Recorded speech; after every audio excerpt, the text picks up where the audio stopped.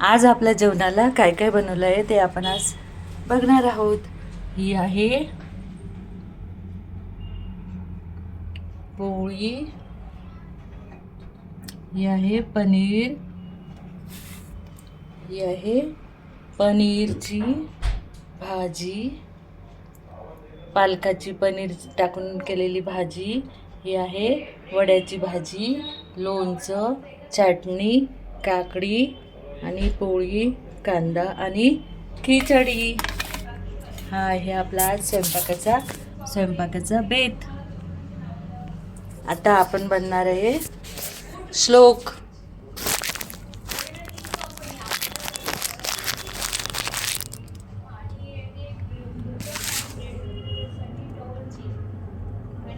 हे आपलं आहे ताट आणि आपण आता देवाला नैवेद्य दाखवणार आहे. आणि नैवेद्य दाखवल्यानंतर श्लोक म्हणल्यावर आपण जेवण करणार आहोत. यज्ञशिष्टाशिनस्संतो मुच्यन्ते सर्व किल्बिषे भुंजते ते तो गम पापा ये पचन्त्यात्मकारणात् यत् करोषि यदश्नासि यज्जुहोसि ददासि यत्तपस्यसि कौन्तेय तत्कुरुष्व मदर्पणम् अहं वैश्वानरो भूत्वा प्राणिनां देहमाश्रिता प्राणापानसमायुक्त पचम् अन्यं चतुर्विधम्. ओम सहना भवतु सहनौ भुनक्तु सह वीर्यं करवावहै तेजस्विनामधीतमस्तु मां विद्विषावहै. ओम शांती शांती शांती. आपल्याला जर हा यज्ञशिष्टा श्लोक येत नसेल, या यज्ञशिष्टा श्लोकमध्ये 4 गीतेचे श्लोक टाकलेले आहेत.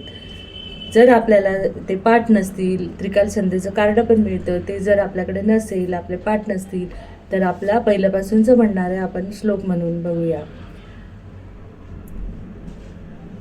उदरभरण नो हे जानिजे यज्ञ कर्म सहज हवन होते नाम घेता फुकाचे जीवन करी जीवित्वा अन्न हे पूर्ण ब्रह्म.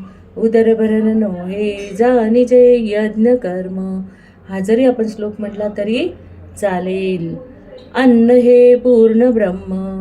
उदरभरण हे जानिजे यज्ञ कर्म सहज हवन होते नाम घेता फुकाचे जीवन करी जीवित्वा अन्न हे पूर्ण ब्रह्म. उदरभरण हे जानिजे यज्ञ कर्म. बघा आपल्या श्लोकामध्ये काय सांगितलंय की आपलं उदरभरण नाही आहे, तर जेवण म्हणजे हे आपलं यज्ञ कार्यच आहे, यज्ञकर्म आहे. आपल्याला भूक लागते आणि भूक लागल्यावर आपला अग्नी प्रदीप्त होतो आणि प्रदीप्त झाल्यावर मग आपल्याला जिभेला लाळ येते आणि मग आपल्याला असं वाटते आता चला लवकर जेवण करायला बसू.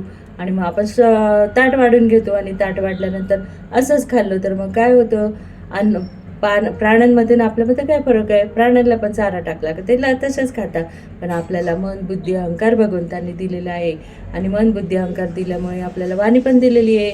म्हणून आपण काय करायचं, हा प्रसाद म्हणून भगवंताला आधी अर्पण करायचा आणि तो प्रसाद रूप जेवण आपण जेवायचं. मग आपलं मन बुद्धी पवित्र होते, शुद्ध होते.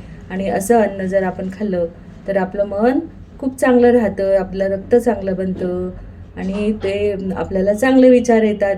बघा चोराच्या घरचं अन्न खाल्लं तर आपल्याला चोरी करायचं मन होतं, पण जर आपण प्रसादरूपी जर अन्न खाल्लं, जसं सत्यनारायणच्या प्रसादावर मंत्र म्हटलेली असतात आणि ते आपण किती भावनेने घेतो, तसंच आपण जर रोजचं जेवण आपण भगवंताला अर्पण करून यज्ञशिष्टा म्हणून, नाहीतर मग उदरभरण हे हा या श्लोक म्हणला किंवा काहीच नसेल तरी आपण भगवंता आहे तू जेवण कर आणि तुझा उरलेला प्रसाद मी खातो. भगवंत फक्त भाव बघत असतो, तो खातो का, तो खात नाही.